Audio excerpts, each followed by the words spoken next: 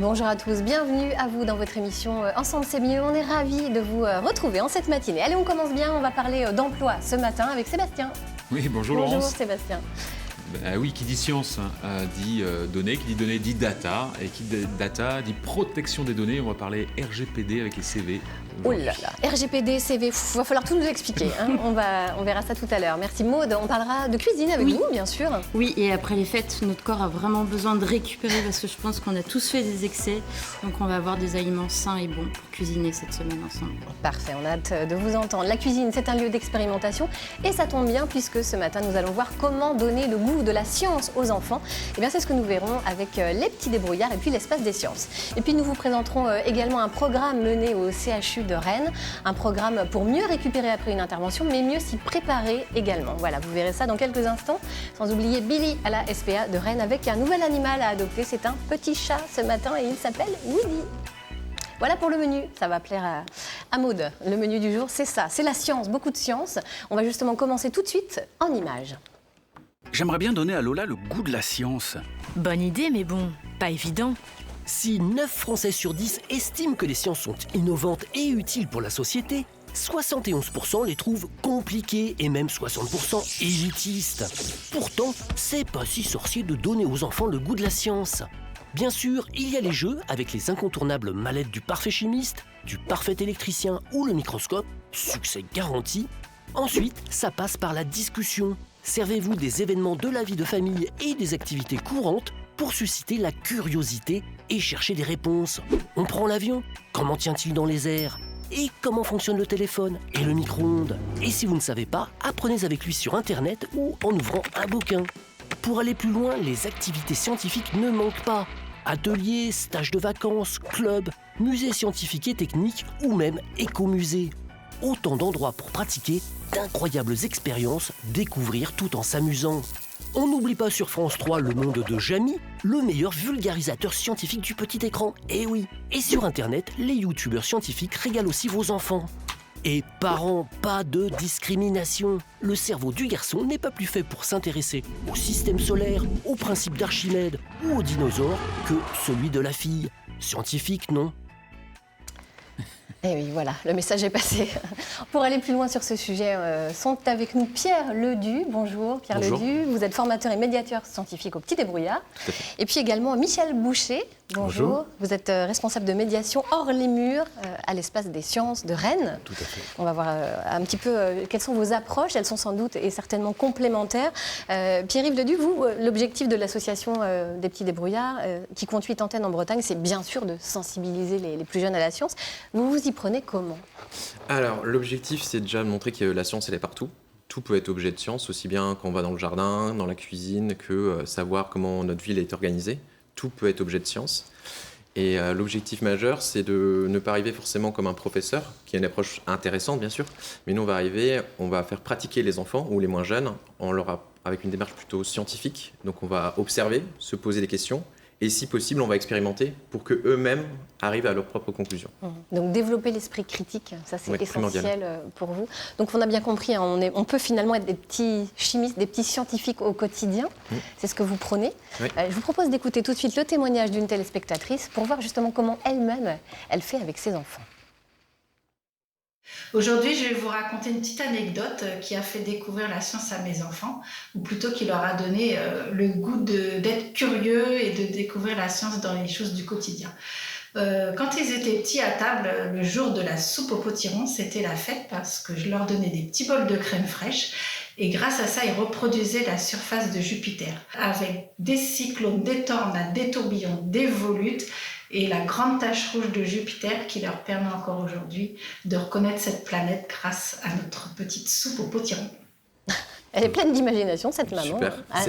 C'est ça, en fait, l'approche que vous menez, vous C'est exactement ça. L'avantage, en plus, avec la cuisine, c'est que c'est bon, c'est sympathique, c'est ludique. Et après, on mange ce qu'on fait, enfin, si c'est réussi. Et c'est avec des choses du quotidien. Et quand on fait de la cuisine, on va aussi bien faire de la biologie, de la chimie, de la physique. Mais on va peut-être s'intéresser à des questions sociales et environnementales. Et tout ça en préparant un gâteau. Et c'est vraiment de la science. J'en connais une qui ne va pas dire le contraire. Maud, vous faites des expériences quand vous faites vos recettes? C'est ça, et puis oui, avec mon fils, cet après-midi, j'ai le goûter des enfants, donc peut-être que je pourrais leur faire une expérience aussi en cuisine Ouais. J'attends d'avoir des petites astuces. Déjà, faire un œuf, le faire passer, le monter en neige, c'est juste une émulsion ou une vinaigrette. C'est des principes de physique qui sont d'ailleurs pas forcément simples, mais on le fait tous les jours et on le fait sans le savoir. Et donc là, c'est vraiment la base de l'association ou d'autres acteurs. C'est vraiment au quotidien quels sont les liens avec la science. Les sciences qui pourraient paraître compliquées, non, on le fait tous au quotidien sans le savoir. Alors vous semblez attacher beaucoup d'importance à ne pas déconnecter les sciences des enjeux de société, des enjeux environnementaux. Ça veut dire quoi? Pour vous, les enfants que vous sensibilisez, c'est aussi de futurs citoyens Pour plusieurs raisons. C'est déjà une bonne partie des enjeux qu'on a actuels, que ce soit la transition numérique, la transition sociale ou écologique, font appel à beaucoup de science. On le voit dans les médias. Et souvent, c'est des débats qui ne sont pas forcément maîtrisés. Et on pense que si les enfants et les futurs citoyens sont bien outillés, ils sont plus à même à prendre part dans la décision. Que ce soit par exemple sur les OGM, le nucléaire, les changements climatiques, on ne va pas forcément avoir une position de dire faut penser ceci ou cela, mais on va les aider à s'outiller, comment aller chercher de l'information sur Internet, comment se faire sa propre connaissance pour se faire ses propres opinions et après pouvoir prendre part au débat citoyen. Alors vous, de quelle façon ça se traduit très concrètement, justement, cette sensibilisation des enfants à la science? Vous intervenez dans quel cadre? Est-ce que vous intervenez dans le milieu scolaire, hors du milieu scolaire? Alors, notre spécialité, c'est plutôt intervenir en complément du milieu scolaire ou d'autres organismes qui ont des structures en dur. Donc, on peut très bien intervenir en partenariat avec des professeurs dans des temps périscolaires ou dans des événements, par exemple, on prend une table l'été et on va faire des animations de rue dans des quartiers. Donc, c'est hors les murs aussi. Et c'est vraiment l'objectif, c'est à partir d'objets du quotidien, donc par exemple les objets qu'on va trouver dans la cuisine, la salle de bain ou le garage, réussir à mettre en place des petites expériences pour que les enfants et les habitants, par exemple tel ou tel quartier, se rendent compte que finalement je peux le faire. C'est simple. J'ai fait de la science. Sans le savoir. Sans le savoir. C'est vraiment la base de l'association, c'est ce petit déclic de je l'ai fait. Et pourtant j'étais nul à l'école, on me disait que j'étais nul en maths, j'étais nul en SVT. Donc une approche très ludique. Oui, ça c'est vraiment ce que vous privilégiez. C'est l'un des slogans de l'association, c'est qu'il n'y a pas besoin d'être triste pour être sérieux, quoi. On peut très bien faire des sciences, faire des choses compliquées, vraiment complexes, aller vers. Quand on parle des changements climatiques, c'est pas simple. Mais c'est pas rigolo en plus. C'est pas forcément fun. Mais comment avec des petites expériences, petit à petit, on va complexifier pour que les gens puissent se faire leur propre image de cette réalité complexe. Et tout ça, en rigolant, Bon, alors on va voir si on va rigoler, parce que vous allez tout de suite nous proposer une petite expérience. Ça s'appelle comment, cette expérience que vous Alors, allez mener? c'est un grand classique, c'est la lampe magma. La lampe magma. Vous allez voir, ça fait référence à certains souvenirs, pour certains et certaines. Niveau ingrédients, très très compliqué, très très cher. On a besoin donc de bicarbonate que j'ai placé dans le fond de mon bol, de l'huile la moins chère possible ou de l'huile qui est passée. Et je vous ai juste coloré du vinaigre blanc en rouge pour que ce soit un peu plus visuel. Du vinaigre blanc en rouge, finalement. Exactement. Bon, d'accord. Alors, donc j'ai placé mes différents ingrédients, je verse et on va voir ce qui se passe. Alors attention, roulement de tambour. Donc déjà on voit c'est joli, ça fait des petites bulles. Bon allez on met la dose. Donc le vinaigre va en dessous puisqu'il est plus dense que l'huile. Et ceux qui sont prêts peuvent entendre. On entend un petit. Ça commence à réagir. Faire un petit pchit. Ça déborde pas après. Normalement non. C'est toujours le risque avec la science. Surprise. Et donc on voit que le vinaigre, alors, vous êtes un peu loin, mais le vinaigre il commence on le voit bien, là. à se mettre au contact avec le bicarbonate et il commence à se passer des petites choses. Il y a des petites bulles. D'accord. Et normalement, mais là, ça va venir. Ça demande quel principe alors, par exemple? Là, nous c'est un peu pour appâter le chaland et les enfants, c'est que c'est joli. Donc soit on peut partir de cette expérience et après on va la décomposer avec d'autres petites expériences pour qu'ils comprennent ce qui se passe, ou on va partir à l'inverse de petites expériences et à la fin les enfants seront en capacité de faire ça. Qu'est-ce qu'on peut voir dedans? On peut voir le principe que l'huile et le vinaigre ne se mélangent pas. C'est le principe de non-miscibilité. C'est ce qu'on fait quand on fait une vinaigrette, par exemple. On peut découvrir des notions qui sont assez chiantes, on va dire, de base. Mais par exemple, la densité. Là, on va travailler sur la densité des différents éléments. On va travailler sur c'est quoi une réaction chimique. J'ai un élément, le vinaigre, j'ai un autre élément, le bicarbonate, je les mets ensemble et il y a quoi? Il y a un dégagement de gaz. Donc ça ferait d'autres expériences pour le montrer. Mais des choses vraiment simples. Et l'avantage, c'est que ça, c'est mieux qu'une télé ou qu'un smartphone. Les gamins vont être assez hypnotisés, puisqu'on voit, ils commencent à avoir des petits bulles qui montent, qui descendent. Il peut y avoir différents motifs. Après, on peut aller mettre d'autres couleurs. Mais juste avec des choses simples comme ça, on va pouvoir traiter vraiment de concepts de physique et de chimie qu'on a vus tous au collège. on se rappelle plus forcément. Mais avec cette expérience, on va plus être intéressé peut-être. Ça, c'est certain. Et vous faites ça régulièrement? C'est le type d'expérience que vous faites, par exemple, dans vos camions laboratoires, quand vous faites le Science Tour Alors ça fait partie des expériences de base. Ouais. C'est un peu au cas où ça marche pas. Un jour, on fait une animation sur le numérique, nos ordinateurs sont en rade.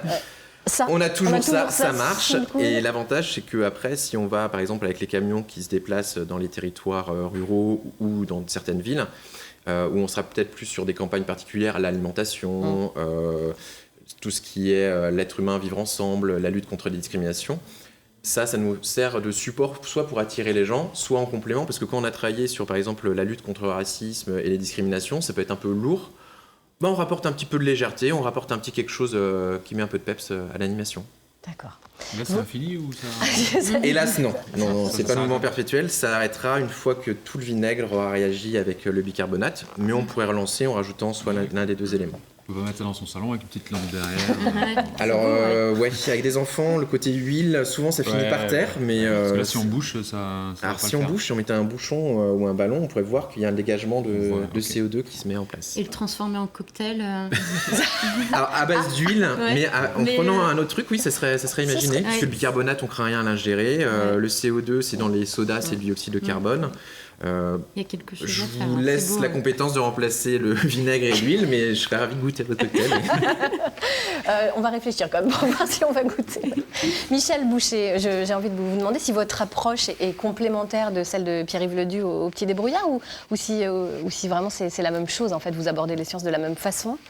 Oui, c'est très complémentaire et on aborde un peu les sciences de la même façon, à savoir à la fois l'attrait à la discipline et le côté ludique, le côté aussi émotionnel, que ça passe aussi par le corps parfois, et d'être aussi avec une approche liée au réel en fait. C'est-à-dire que évidemment, aujourd'hui, on a beaucoup de nouvelles technologies et on utilise aussi les outils informatiques, mais ça nous intéresse vraiment de se recentrer sur le réel, sur l'observation, sur le questionnement. Et effectivement, c'est ça qui met aussi les jeunes et les moins jeunes directement à la main à la pâte, quoi. Bien sûr, rien de vous l'expérimentation. Donc vous intervenez hors les murs à l'espace des sciences, vous faites des actions de médiation. Complètement. Alors à quel niveau? Au niveau des primaires, des collégiens? Les deux, en fait, Les deux. on intervient notamment avec les collégiens depuis longtemps, depuis maintenant pas loin de 20 ans, en lien avec, en partenariat avec le département d'Ille-et-Vilaine, et sur l'ensemble du département, là pour le coup, 35. Et là, l'idée, c'est aussi pour cette classe d'âge qui ont parfois aussi des difficultés à la fois scolaires, mais aussi qui se cherchent aussi sur le plan aussi personnel. C'est comment aussi donner le goût, continuer de donner ce goût-là de l'observation, de la curiosité. Et effectivement, c'est aussi par le fait d'expérimenter, d'être aussi à l'écoute de leurs propres préoccupations et de leur quotidien. Alors vous intervenez à l'échelle d'une année scolaire. C'est important cette régularité, cette continuité finalement pour mieux apprendre ou être mieux sensibilisé? Quand on peut le faire, effectivement, et y compris aussi en primaire, c'est plus facile parfois en primaire en termes d'organisation. Sur du long terme, ça nous permet d'aller plus loin. Si on peut avoir par exemple plusieurs journées de travail étalées dans l'année, ça permet aussi de revenir sur des points qui ont été vus ensemble, puis d'apporter aussi, de mieux se connaître aussi. Et donc, on est attendu, on est aussi l'intervenant extérieur, donc on a aussi cette approche-là qui est complémentaire à l'approche de l'enseignant, qui peut travailler entre les moments où on n'est pas là. Donc ça, c'est chouette. Vous, ça fait très longtemps du coup que vous travaillez auprès des jeunes à la sensibilisation aux sciences. Est-ce que vous avez vu le regard des plus jeunes évoluer sur les sciences? Est-ce que ça change? Est-ce que ça paraît moins abscon peut-être depuis quelques années? Oui, c'est vrai qu'on voit bien que dès qu'ils sont en application, en pratique, et dès qu'ils ont des choses à faire et ils ont des choses à nous apprendre, et y compris avec des groupes parfois en difficulté scolaire, c'est parfois ceux qui nous surprennent le plus parce qu'ils peuvent être curieux et puis très pratico-pratiques en fait. Donc ils ont juste cette envie de faire en fait. Et non, je trouve qu'il y a une évolution. Alors ce qui n'est pas évident, c'est que les questions d'ordre sociétal, comme on en parlait tout à l'heure, en fait, sont de plus en plus complexes. Et pour autant, il faut essayer de faire le lien entre ces questions d'ordre aussi de choix individuels, de choix collectifs, Et puis c'est les questions aussi du quotidien, quoi. Bien sûr. Alors, je vous disais, ils ont envie de faire, mais vous aussi, vous avez envie de faire ce matin. Vous allez nous montrer une petite expérience. On l'appelle comment, cette expérience? Alors là, moi, j'ai ramené... Alors, c'est bien parce que ça va pouvoir faire le lien avec ce qu'on a vu tout à l'heure, parce que j'ai ramené... Là, ça continue à faire pchit. Et ça continue à faire pchit. Alors moi, ça fait plus pchit parce qu'en fait, c'est aussi du CO2, mais cette fois-ci sous forme de glace. C'est de la glace carbonique. Donc ce sont des petits bâtons de CO2 qui ont été réalisés en fait... Alors montrez-nous en même temps, comme ça on va... Ouais, allez-y. Des petits bâtons de dioxyde de carbone. Petits bâtons de dioxyde de carbone. Dingue, alors c'est très froid, hein, c'est une température de moins 80 degrés. Moins 80 degrés, alors attention, on regarde. D'où la pince. D'où la pince. Et on est sur des températures qui avoisinent les températures les plus froides sur la planète, quoi. Le plus froid, c'est dans l'Antarctique, on avoisine les moins 100 degrés, on n'est pas loin, quoi. Donc effectivement, je ne veux pas mettre ma main dedans. Donc ce produit-là, c'est du CO2, c'est pas CO2 qu'on respire tous les jours, sauf qu'il est sous forme de glace. Donc pour faire ça, en gros, on met ça dans des enceintes, sous pression, on diminue la température, et du coup on obtient, au départ, en fait, ces enceintes, c'est du liquide. En fait, on peut transformer le CO2 en liquide, et là on le transforme en solide. Et ce que je voulais vous montrer, c'est plusieurs petites choses. Alors, déjà, effectivement, comme on a fait ensemble tout à l'heure, comme sur la lampe à magma, là je vais juste montrer que quand je mets un bâton de CO2 qui est en fait sous forme solide, ce bâton de CO2, il cherche à se retransformer directement en gaz. Donc ça, c'est quelque chose d'assez innovant parce que on n'a pas l'habitude. D'habitude, en fait, on passe par l'état liquide et là, on passe directement par l'état gazeux. Donc notre bâton, il est en train de se transformer doucement. Là, je le plonge un peu dans l'eau chaude. Il va se réchauffer plus vite. Et là, j'ai juste bouché la bouteille par un petit bouchon. Vous avez entendu un petit plac. Le CO2 est en train de se transformer en gaz. Oh là. Donc, attention, ça gonfle un peu. Hein. Le champagne. Oula, ça y est. C'est du champagne, mais avec que les bulles. C'est super rapide. Et c'est assez rapide. Et donc, effectivement, là, le CO2 va directement se transformer et sortir de la bouteille, quoi. D'accord. Et pousser le bouchon. Si maintenant, ce même petit stick... Alors, je vais en prendre un autre. Moins 80. Moins 80. Ça fait des moins 80. Si je le plonge directement dans l'eau chaude, attention. On va voir en fait ce qui va se passer. Alors là... Je vais vous en mettre plusieurs. Ça va fumer sur le plateau, attention. Sympa. Ah ouais, c'est assez spectaculaire. Alors là, en l'occurrence, ce sont des entreprises spécialisées qui vont créer ces produits en grande quantité. C'est utilisé à la fois pour pouvoir conserver des aliments, mais aussi des produits de santé, notamment en pharmacologie, par exemple. Ça peut être aussi utilisé pour faire du... Alors là, ce qui se passe dans ce que vous voyez là, c'est un brouillard. C'est un brouillard, en fait, qui est assez épais, qui est très dense, et qui, en réalité, va recondenser les petites gouttelettes, la vapeur d'eau qui est dans la pièce, qu'on ne voit pas, qui la transforme, du coup, en eau, en forme de liquide, mais également en cristaux de glace. Donc on a plein de petits micro-cristaux de glace qui sont plus lourds que l'air, et qui tombent, ce qui nous fait non pas un nuage qui monte, mais un nuage qui descend.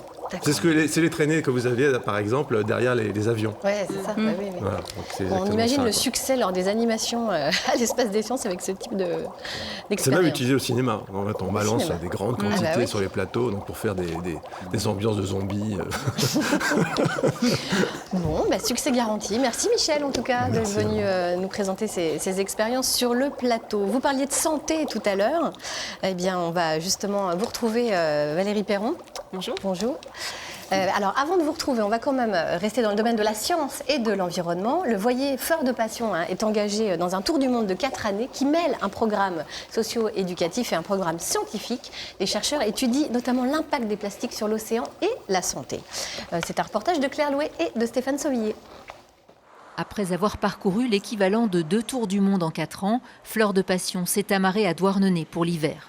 76 000 milles marins sur les traces de l'explorateur portugais Magellan pour aider à comprendre l'impact de l'activité humaine sur les océans. Nous, c'était de faire un peu un état des lieux scientifique. Alors avec notre petitesse, on n'est pas un bateau d'océanographie, mais on a fait beaucoup de relevés. Que ce soit les microplastiques, que ce soit les gaz à effet de serre, que ce soit les sons marins. Que ce soit au milieu du Pacifique ou dans les canaux de Patagonie, partout ont été relevées des traces de microplastiques. Un choc pour l'équipage qui a également reçu à bord des scientifiques venus cartographier la grande barrière de corail en Australie. C'était un rêve de gosse d'aller là-bas et quand on met la tête sous l'eau, ça fait peur. C'est blanc. Il y a pas mal de rives qui étaient morts et d'autres qui étaient les coraux qui ont blanchi, quoi. Donc l'eau trop chaude, etc. Donc l'image qu'on se fait, Nemo, tout est beau, il y a plein de couleurs. Hein. Non, des fois, c'est pas ça, quoi. Plateforme scientifique, l'ancien chalutier militaire allemand, propriété d'une fondation suisse, a aussi joué le rôle de foyer d'accueil pour une 60aine de jeunes placés. Émile et Valentin sont devenus mousses. Ça change. Quand tu vois beaucoup de choses, puis tu t'écartes de ton milieu, pas le même confort. Les discussions avec l'équipage, les parties de cartes, là, manger, tout ça ensemble, c'était vraiment chouette. Les quarts, la nuit, 3 à 6 heures du matin, avec 3-4 mètres de creux de vague, c'est quelque chose. Ouais. Ifik, second et Bosco à la fois, a navigué à plusieurs reprises sur les 3 océans. Il en garde un souvenir ému. Tout ce qu'on a vécu, c'était quelque chose de fort, de très intense. Qu'on fait qu'une seule fois dans sa vie finalement peut-être. On se dit c'est l'endroit le plus magique du monde, on va y revenir en fait. Non, c'est des rencontres uniques. Donc c'est ça qui est assez émouvant aussi pour nous. Voilà, alors effectivement, on parlait de sciences et d'environnement. On vous retrouve Valérie Perron, vous êtes cadre de santé au CHU de Rennes. Vous-même, vous avez un fils. Hein. Est-ce que vous le sensibilisez à la science? Est-ce que vous avez une approche particulière? Oui, on le sensibilise parce que déjà, je crois qu'ils sont très demandeurs. Ils sont autant motivés par les nouvelles technologies qu'on peut avoir tous les jours au quotidien à la maison, mais aussi sur des choses très simples et très pratiques auxquelles ils veulent participer, effectivement, sur faire un gâteau, une cuisine, même des petits bricolages. Et ils sont demandeurs d'explications, d'aller plus loin parfois dans les découvertes. Et dans les cadeaux de Noël, notamment récemment, on peut voir qu'encore dans les listes du Père Noël sont à l'honneur les mallettes du petit chimiste. Qui a eu une mallette de petit chimiste ici sur le plateau? Petit. Pas mal quand même. Hein. Non, mais c'est sûr que ça marque à tout jamais, c'est certain. Oui. Alors vous travaillez sur des missions transversales en chirurgie ambulatoire et vous co-animez le programme de réhabilitation améliorée après chirurgie au CHU de Rennes. Est-ce que vous pouvez nous expliquer le principe de ce programme? Oui, c'est un programme qu'on mène vraiment collectivement. Hein. C'est un ensemble de chirurgiens, d'anesthésistes, d'infirmiers, d'aides-soignants, d'équipes de direction aussi, parce qu'on a besoin vraiment de support et d'être soutenu par des équipes de direction communication, direction informatique, pour pouvoir proposer à nos patients maintenant des nouveaux modes de prise en charge en chirurgie. Alors ça commence vraiment officiellement ce mois-ci. Ça commence janvier, effectivement en janvier. Ça fait un an qu'on y travaille. C'est assez récent en France, mais finalement, ça date des années 90 dans les pays du nord de l'Europe, parce que ça a été développé par un chirurgien qui s'était bien rendu compte que quand on était opéré, finalement, il y avait un stress physique et psychologique qui pouvait ralentir la réhabilitation et donc du coup, parfois entraîner certaines complications post-opératoires. Donc là, l'idée, c'est vraiment d'avoir écrit un parcours sur plusieurs types de chirurgie, donc notamment en chirurgie digestive avec Dr Desfourneaux et professeur Boudjema, en chirurgie orthopédique avec professeur Tomaso et Dr Basselot, et puis en chirurgie gynécologique avec professeur Lavoué et Dr Sardin, et puis tout un ensemble d'anesthésistes qui ont été vraiment partie prenante sur ce programme, d'avoir décrit le parcours du patient pour lui permettre de se réhabiliter plus rapidement après sa chirurgie. Mais ça veut dire que la préparation, elle commence avant la chirurgie. On se prépare comme pour un marathon, finalement, presque. C'est tout à fait ça, en fait. On a décrit vraiment le programme à partir du moment où le patient est vu en consultation avec le chirurgien.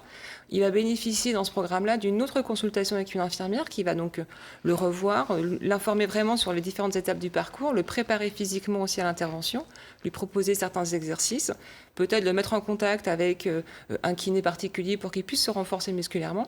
Et puis, elle va lui remettre un passeport qui va lui permettre d'avoir une sorte de guide de voyage finalement de l'opérer en chirurgie. Et ce passeport va reprendre aussi les différentes étapes et surtout lui donner les exercices qu'il va devoir faire en amont de la chirurgie et puis ce qui va se passer à la sortie du patient de l'hôpital. Parce qu'effectivement, ce qui peut stresser parfois les patients, c'est que tant qu'on est hospitalisé, tout se passe bien, on peut faire appel à l'infirmière quand on veut, jour et nuit. Et puis quand on rentre un peu chez soi, il y a un petit moment de solitude qui peut aussi apparaître. Donc l'idée, c'est vraiment de rester connecté avec le patient, soit avec un passeport, effectivement, qu'on a élaboré, ou bien avec une application smartphone, comme vous voyez effectivement en image, MyCHU qui s'appelle MyCHU Rennes, et qui va reprendre les différentes étapes du parcours en amont de la chirurgie et puis aussi toutes les étapes qui vont permettre au patient de rester connecté avec nous, avec le CHU, une fois qu'il va être sorti des murs de l'hôpital. Jusqu'à 30 jours après la chirurgie à peu près? C'est ça. Donc, au fait, communément, le patient revoit son chirurgien 30 jours après la chirurgie. Et donc, tout ce laps de temps entre sa sortie et ces 30 jours sont parfois... il se retrouve un peu parfois seul. Et l'idée, c'est vraiment de le reconnecter finalement avec le service de santé, de s'assurer que tout se passe bien. Et comme en amont, il aura été éduqué sur les suites habituelles de l'intervention, donc c'est normal qu'on ne puisse pas toujours se mobiliser de la même façon qu'avant, d'avoir parfois un peu de douleur. Donc, on l'a bien éduqué en amont par rapport à ça. Et donc, il va pouvoir du coup juste nous faire transmettre par un journal de bord qu'on a donc élaboré comment il se sent. Donc tous les jours, ou tous les 2 jours, tous les 3 jours, il va remplir un petit journal de bord, un petit questionnaire par cette application qui va nous être remontée après donc, dans les unités de soins et qu'on pourra traiter. Donc c'est un patient qui devient acteur de sa prise en charge réellement et c'est pas juste un complètement. Mammo, Voilà, l'idée c'est vraiment de se dire les patients effectivement se font opérer, mais ils sont en capacité, c'est eux qui se connaissent le plus finalement. Ils se connaissent nettement mieux que nous, on peut les connaître.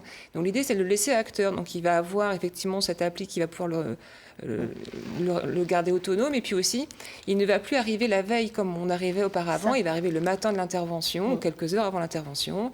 Il va être accueilli soit dans l'unité de soins ou parfois même dans des salons d'accueil pour pouvoir patienter donc, dans un espace qui est un peu plus convivial, qui va être un peu plus serein. Et puis il va descendre en bloc opératoire à pied, non plus allongé sur un brancard, mais à pied, accompagné par un brancardier. Et puis dès que l'intervention est passée, très rapidement après, finalement, on va lui proposer donc, soit une petite boisson dès la phase de réveil, soit une certaine mobilité pour qu'il réapprenne à se mobiliser tranquillement, donc par le biais de la boisson évidemment, et puis peut-être un bord du lit dès la phase post-opératoire très immédiate. Est-ce que tous les patients peuvent en bénéficier? Ou il y a une éligibilité globalement, oui, particulière? on peut proposer ça à beaucoup de patients. Par contre, effectivement, l'idée, c'est quand même de bien rassurer le patient. On traduit avec lui des objectifs qui vont être applicables aussi pour lui. Donc, il faut qu'il soit déjà d'accord de participer à ces programmes. Et puis, il faut qu'il soit enclin, effectivement, à utiliser tous les outils qu'on met en place. Ouais. Donc, oui, on peut le proposer à tout le monde sur des chirurgies qui sont bien identifiées, mais c'est toujours avec un patient qui est bien évidemment d'accord sur cette prise en charge. Et c'est prouvé qu'il y a une meilleure récupération réelle? Tout à fait. Voilà. Donc, toutes les études scientifiques le prouvent. Effectivement, le fait d'autonomiser le patient, de favoriser son autonomie, ça favorise la réhabilitation et probablement une durée d'hospitalisation qui est un peu plus réduite, mais surtout, on va avoir une transition qui est plus douce entre l'hôpital où on est parfois beaucoup accompagné et la maison sont un peu seuls. Donc à l'hôpital aussi, on va lui permettre de sortir de sa chambre pour aller déjeuner dans des espaces un peu communs. On va lui permettre aussi de bénéficier de séances d'éducation avec des rééducateurs en dehors de l'unité. Donc il va sortir de sa chambre le matin pour aller bénéficier de séances d'exercice pour se renforcer musculairement et donc être plus à même après pour le retour à domicile. Merci beaucoup Valérie Perron. Vous connaissiez les uns les autres ce programme innovant au CHU? Voilà, c'est nouveau, vous voyez. Voilà. Et on retrouve toujours le numérique et les applications comme MyCHU Rennes. Alors Sébastien, avec vous, on va parler d'emploi et justement également de la protection de ces fameuses données personnelles. Tout à fait. Tout à fait, Laurence. Alors, la semaine dernière, j'étais dans une entreprise, au passage, et puis je vois arriver un commercial qui interpelle donc, justement un chef d'entreprise et qui lui dit « Bonjour, monsieur, j'aimerais savoir si vous êtes RGPD ». RGPD toi-même, non mais qu'est-ce que c'est que cette histoire? Et là, le commercial qui continue, qui dit je voudrais savoir si vous avez nommé votre DPO, si vous avez fait votre AIPD, dans le cadre de ce que préconise la CNIL alias la CNIL. Et puis là, le chef d'entreprise, mais de quoi qu'il cause celui-là? Il commence à avoir le cerveau qui fume comme dans l'expérience de Michel Boucher. Et là, bon. Donc, blague à part, qu'est-ce que la RGPD? Donc, ce n'est pas un rodéo géant pour des disjonctés. Ça pourrait être bien. C'est ça. Mais le règlement général pour la protection des données. Donc c'est une loi européenne, j'insiste bien sur le côté européen et pas américain, qui est entrée en vigueur en mai 2018. Pourquoi justement cette loi RGPD est venue là? Tout simplement pour rééquilibrer la donne en matière de données, surtout sur les datas personnelles. Donc elle concerne toutes les entreprises. Et comment on fait ça? En obligeant les sociétés à mettre en place un process pour tout simplement tracer ces données. Donc pour ça... Quand on postule, alors du coup, on va essayer de voir. Juste avant, il faut nommer dans les entreprises ce qu'on appelle un DPO. Non, mais je vous explique un peu les termes parce que vous allez en entendre parler. C'est pas un délégué du personnel qui balance des ogives, mais attention, c'est le moment où je me mets à parler anglais dans ma chronique. Oh là là. C'est le DPO, c'est ce qu'on appelle le Data Protection Officer. C'est bon, ça va, on arrive à suivre. Donc c'est le big chef de la protection des données et en gros il a en charge la gestion des flux de ces données et il doit prouver d'où elles viennent, où ils vont et où elles sont. Donc vous doutez bien que ça a un impact direct sur le recrutement lorsque vous déposez votre CV. Voilà. Et là, on entre en plus dans une période, vous dites, assez dense en termes de recrutement, en ce mois de janvier. Quand on dépose son CV justement sur un site ou une plateforme, est-ce qu'on est vraiment informé de tous les endroits où il peut apparaître ? Est-ce qu'on sait s'il y a des accords entre les différents sites qui diffusent ces CV justement ? Alors oui, tout à fait. Alors il faut surtout faire attention parce que vous avez souvent des petits panneaux là avec des écritures en tout petit quand vous laissez votre CV. Donc faire attention, il y a marqué souvent votre CV sera stocké sur notre base de données et en lien avec nos partenaires. Et il faut faire attention au mot commerciaux. Partenaires commerciaux, là on décoche la case. Mais sinon, forcément, quand on cherche un job et qu'on met son CV en ligne, on peut laisser, mais c'est indiqué même comme les cookies, tout simplement quand on va sur un site où on accepte ou pas de livrer ses données. Ouais, bon, alors, quand on supprime son CV d'un compte d'un site, est-ce qu'on peut avoir la certitude qu'il sera vraiment supprimé ? Parce qu'on a toujours un doute quand même. Tout à fait. Alors là, c'est vraiment une obligation. C'est-à-dire quand vous en faites la demande, on doit vous adresser un mail. Il y a normalement ce qu'on appelle un coffre-fort numérique où les données sont intégrées et on doit vous restituer ces données. C'est-à-dire si vous avez mis votre CV, la lettre de motivation, on vous les renvoie et on vous donne une preuve comme quoi elles ont été effacées de cette base de données. Si vous avez chatté avec un recruteur en ligne, même chose. Il doit vous envoyer les données qui sont entrées sur la conversation et vous prouver qu'elles ont été effacées. D'accord. Est-ce qu'il y a des règles de confidentialité spécifiques dans le domaine du recrutement, comme ça peut être le cas dans le domaine de la santé ou dans le domaine juridique ? Ouais, alors tout à fait. Alors on parle souvent de confidentialité parce qu'un candidat vous êtes en poste, vous cherchez ailleurs, vous discutez avec un recruteur. Donc il faut savoir qu'il n'y a pas de loi sur cette partie-là. C'est la confidentialité entre un recruteur et un candidat est dite tacite. C'est-à-dire que si un recruteur passe au-delà, ça se sait hyper rapidement avec les réseaux sociaux, surtout sur une génération aujourd'hui qui est ultra connectée. C'est ça, ultra connectée. Par contre, forcément, si le recruteur a votre CV, il doit vous demander l'autorisation. S'il le fait suivre à une autre entreprise pour vous informer, vous devez lui dire oui ou non. Souvent, c'est oui. Et surtout, quand il fait une prise de référence, il a l'obligation, ça c'est hyper important, de vous demander l'autorisation en tant que candidat. Il lui faut un écrit. Un simple mail suffit, mais il faut qu'il le demande. Et souvent, c'est pas assez fait. Donc si on récapitule les conseils en matière de protection de ces données personnelles, exactement, quand on postule. vous pouvez à tout moment réclamer vos données, les modifier, les récupérer, les mettre là où vous le sentez. Et ça, c'est important par rapport à votre recherche d'emploi. Et je vais terminer cette chronique sur un conseil de recruteur. Si vous en avez marre du RGPD, de son DPO, qui doit faire un AIDP, je n'ai qu'une chose à vous dire. Choisissez le FAFA TDS DAV SEC, qui fait attention à tes données, sinon d'autres vont s'en charger. Merci Sébastien, ne changez rien, vous êtes en grande forme ce matin. Une autre qui est en grande forme, c'est Maude, et avec plein d'idées pour faire en sorte qu'on démarre bien cette année, alors qu'on a déjà abusé, faut reconnaître. C'est ça, certains. voilà. Bon, bref. Donc on va commencer, pas le mercredi, mais le lundi. Le lundi, on va commencer avec une soupe de lentilles, donc on mise vraiment sur des protéines végétales pour nous caler. Avec un œuf poché et alors je ne sais pas si vous avez déjà utilisé des rouleaux de printemps mais version sucrée. Donc en fait la feuille de riz est déjà beaucoup plus légère que par exemple du pain ou quoi que ce soit. Donc en dessert ça se marie très bien, puis avec du kiwi, avec des fruits de saison. En plus. Et avec une petite sauce à la mangue qu'on mixe. C'est très rapide à faire et c'est très bon et léger. Et c'est sans gluten. Et sans gluten. En plus. Donc le mardi, donc toujours sans gluten, on va essayer vraiment d'alléger notre estomac. Donc une salade de quinoa aux fruits secs avec des pommes. Là, vraiment, vous l'accompagnez de protéines de votre choix. Ouais. Et en dessert, un pudding de chia avec de l'ananas ou... avec du kiwi, pareil. Et vraiment, les graines de chia sont remplies d'acides aminés. Donc, on va faire encore, j'insiste sur ce plein d'énergie, parce qu'avec le temps qui est vraiment en plus tout gris, si on ne met pas un peu de couleur dans son alimentation, le moral va être en berne. Donc le mercredi, une salade de chou kale. Alors je ne sais pas si vous aimez bien le chou kale. Alors rappelez-nous ce que c'est que le chou kale. Alors le chou kale, donc c'est un chou. Donc on en a en Bretagne bien sûr. Donc c'est la saison. Donc ce qui est important, c'est vraiment de le laisser mariner dans de l'huile pour vraiment l'attendrir. Et c'est vraiment très, très peu calorique et on fait vraiment le plein de vitamines. Et c'est le chou vert qui est tout frisé. Qui est tout frisé, voilà, c'est ça. Et donc le mercredi, on est vraiment sur la thématique du vert avec un smoothie à la spiruline en dessert. Wow. Alors la spiruline, c'est vraiment particulier quand même. Alors, donc là, c'est de la spiruline de Bretagne. Hein. Donc, en fait, c'est des paillettes.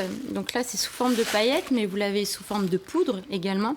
Donc, bien, inclinez-le. Voilà, comme ça. Là, voilà. Très bien. Donc, c'est de la microalgue qui est dans des bassins d'eau douce. Donc, c'est vraiment... Donc là, vous ne pouvez pas sentir à la caméra, mais c'est vraiment très fort au niveau du goût. Donc, essayez de mettre de la banane ou des fruits pour un peu cacher le goût. Parce que c'est vraiment... À ce point-là c'est un peu pour atténuer, parce que c'est vraiment fort. C'est très fort. Quand on n'est pas habitué, ça vient vite en bouche. Ça booste les défenses immunitaires, c'est ça, et de l'endurance, et c'est rempli de protéines, vraiment. D'accord. Bon, et on en a en Bretagne, donc... Un cocktail énergétique formidable. C'est ça. Et pour le jeudi, donc, on reste en Bretagne avec des nouilles de sarrasin, donc, qui peuvent être soit des soba ou vraiment la graine de sarrasin, accompagnée de coquilles Saint-Jacques, parce qu'on est encore sur de la saison, donc on en profite. Et c'est assez léger. Et en dessert, je vous propose une galette des rois légère. Parce que là, on est vraiment pareil dans la galette, mais... Des fois, ça peut être vraiment très lourd.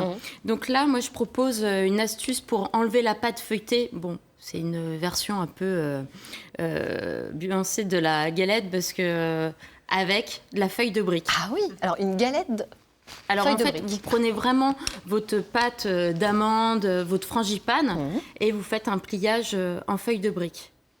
Incroyable. Alors montrez-nous comment on fait pour justement pour plier ça. C'est bon? Oui. Donc vous prenez votre feuille de brique. Donc au centre, vous mettez votre cuillère de frangipane.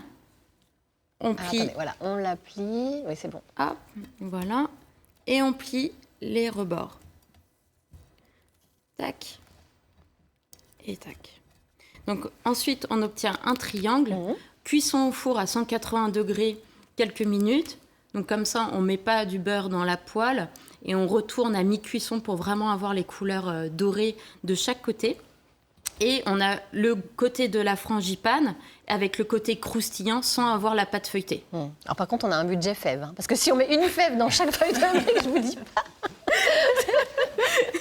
C'est vrai, j'y avais pas pensé. Bon, mais en tout cas, c'est chouette. Enfin, c'est vraiment une version allégée voilà. de la galette des rois. Vous pouvez faire sous forme aussi de sucette en mettant un bâton dedans, donc ce qui est assez ludique avec les enfants. Ça peut bien marcher dans les camions de... Voilà. Et remplacer la poudre d'amande par de la poudre de noisette, remplacer le beurre par de l'huile de noisette également.